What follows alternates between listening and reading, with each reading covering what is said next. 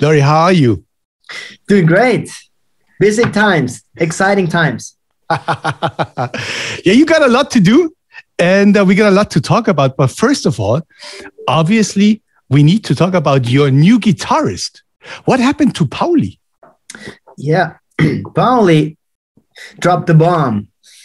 Oh. Well, actually, I thought it has been happening for a longer time, but he last year he finally said it out loud, and he said he's leaving the band, which left us in a weird position with no guitarist.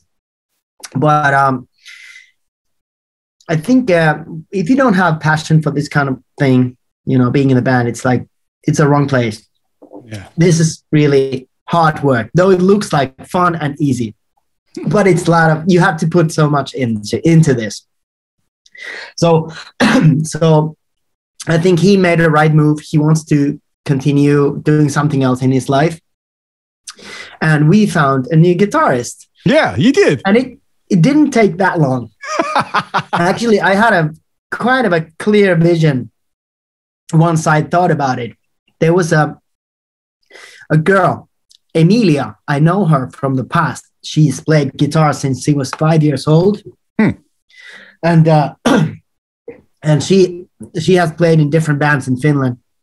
She's kind of famous here.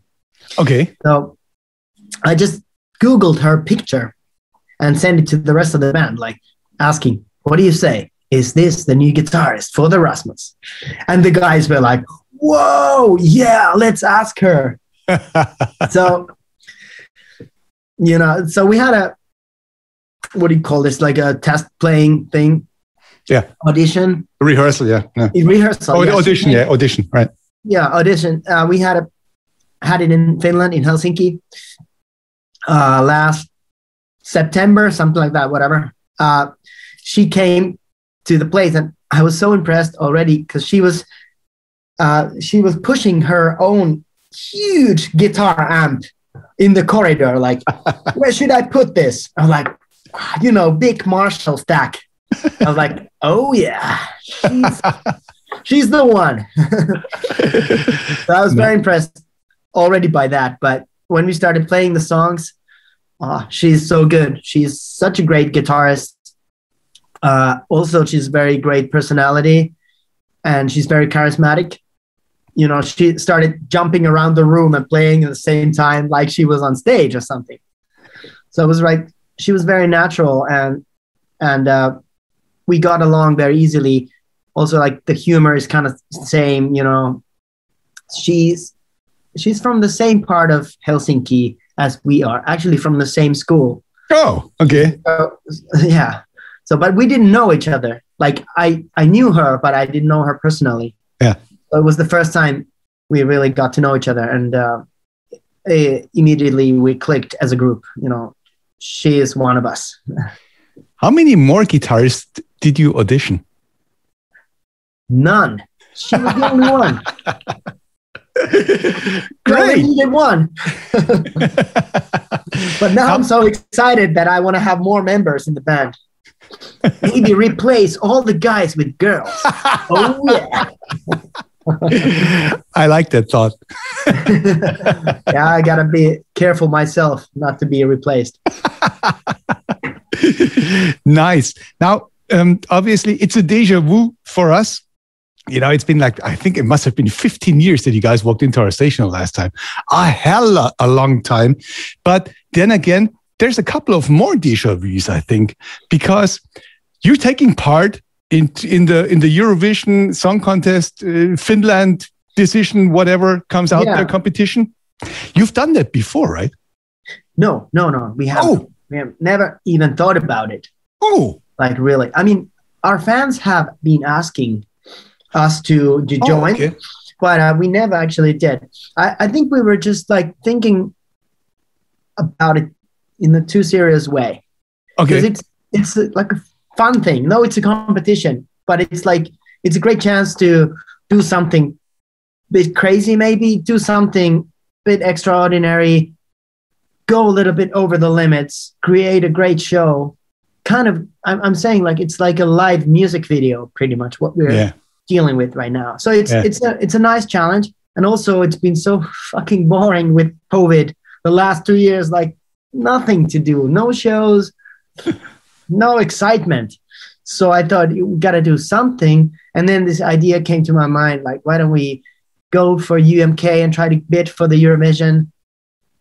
And it felt like a great idea, exciting, something to fight for, you know, something to conquer together, especially now when we have a new guitarist. It's great because that's going to make us even stronger group because we have something to deal with together, you know? Yeah. What do you think are your chances? Well, it's hard to say what happens first in Finland. On the 26th of February, we have the Finnish national competition. Yeah. And there are 6 artists competing with us, against us. And they're all great. They have great songs. They have great following. They have, you know, they have their things, what it means to be a good artist. There was so many bands attending to the show this year. Yeah. It's become a huge thing in Finland. Uh-huh. And if I can say, but more like real artists, not something that was put together, but, you know, established already. They have had their hits before, you know, they have played 10 years and, you know, like Blind Channel last year. Yeah, exactly. They had been together for 10 years and then they took part. And now us, you know, being around forever and now just wanting to do something great like that, you know. I think it's fun. It's an open invitation for anyone in Finland to send a song for this organization. And it's like, send your demos before the September 9th. And then like whoever can send a song, they got thousands of songs there. And then they have to go through all the songs and they pick 7. So already it's cool to be part of the 7, but I think we're aiming higher. You know, we have to go to Finland. We have to go to Italy. Yeah, top 5. Yeah. But then there's a real deja vu because Jezebel, the song you're going to compete with, is co-written with Desmond Child. Right. And you've worked with him before. Right, we have, yeah. 2008, I think we wrote an album called Black Roses together. And, you know, he's the master. I love his work and I love him too. He's a great guy. He's one of my idols from when I was a kid already. I used to listen to music that he had his hands on somehow. He was writing songs for Bon Jovi, you know, Living on a Prayer, You Give Love a Bad Name. He wrote Poison for Alice Cooper, Aerosmith, you know, Kiss. I was made for loving you, baby. You know, like amazing stuff. I think he has like he has a #1 hit on 6 different decades. Think about that. That's fucking crazy. But anyway, it's been great to know him, and it was fun to write the song with him again. No, hang on. It's not that easy. You know, I couldn't go like, oh, I'm going to call up Desmond Child. Let's see if he wants to write a song together with me. How did you meet him in the first place? First place, it was like a tiny miracle for me because I was actually in this very room where I'm right now, which is weird. We used to have a studio here, but I got an email from Desmond Child one day saying like, "Hi, it's Desmond Child. I love your band. I would love to work with you." And I was like, "Well, this can't be real," you know, because I grew up listening to his songs. You know, he's like a god to me. So it's like all of a sudden he contacts me, and it was pretty obvious that we flew to Nashville to work with him, you know, the next week, and that's how it started. But he had just heard In the Shadows somewhere. And that's how it started. How did you get back to him now for Jezebel? I just thought of him when I came up with the demo of a Jezebel. I thought, okay, this song has something. It has some 80s vibe, you know. I gotta call my mentor, Desmond. Actually, I texted him like, "Man, I need your help. we got to write the best song in the world and win the Eurovision Song Contest. Are you with me? And he said, hell yeah. And then the next day, I flew from Hawaii, where I live, from Hawaii to Greece on a tiny, tiny island of Folegandros. All right. It took me 35 hours to get there and write the song with him. It took only like 3 hours. This is insane. What was he doing in Greece? He goes there every summer for many weeks. It's a pretty island. Actually, we wrote the songs for our album Black Roses. All the songs were written there. Okay. More than 10 years ago. Yeah. It's a tiny island. You got to take a boat from Athens. It takes 5 hours to get there by boat. Yeah. So, you know, like I really had to travel there a lot. And I remember all these people on the boat were throwing up into these bags. It's like the seas were really rough. I was like, oh my God. Just like I had my small guitar. I was trying to play the guitar just to focus on something else than the people throwing up around me. But it was all worth it. The song is great. It was, and it is. That's true. But who is Jezebel? Well, Jezebel is originally, the inspiration came from the Bible. The name, there is a character in the Bible called Jezebel. She was like the bad girl of the Bible. She was like really horrible person. She was actually a murderer and a traitor and all kinds of bad things. She was worshipping like all the wrong gods and stuff like that. But at the same time, she was very attractive. She was beautiful and very clever woman who did things in her own way. She was very original. So that's kind of the first inspiration for the song and for the title. But we wanted to take it to the modern day, and it's more about anybody who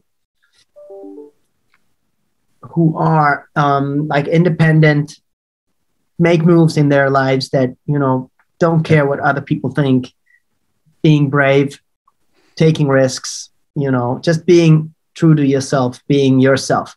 So even though it's about a girl, I think I can still relate to that. You know, I can find the Jezebel inside of me.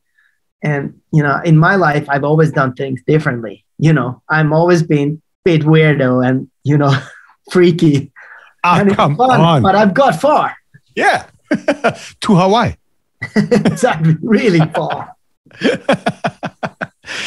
Was Jezebel written with the Eurovision Song Contest already in mind?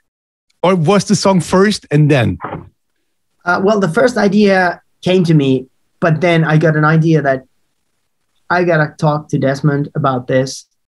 We got to take this song to the Eurovision, because it had something, you know, I already maybe had the idea of Eurovision in my head, and then the song came and I just felt like this has it, you know, maybe, I don't know, it's hard to explain, but I've just noticed that I've done these kind of spontaneous decisions based on instinct a lot more and more.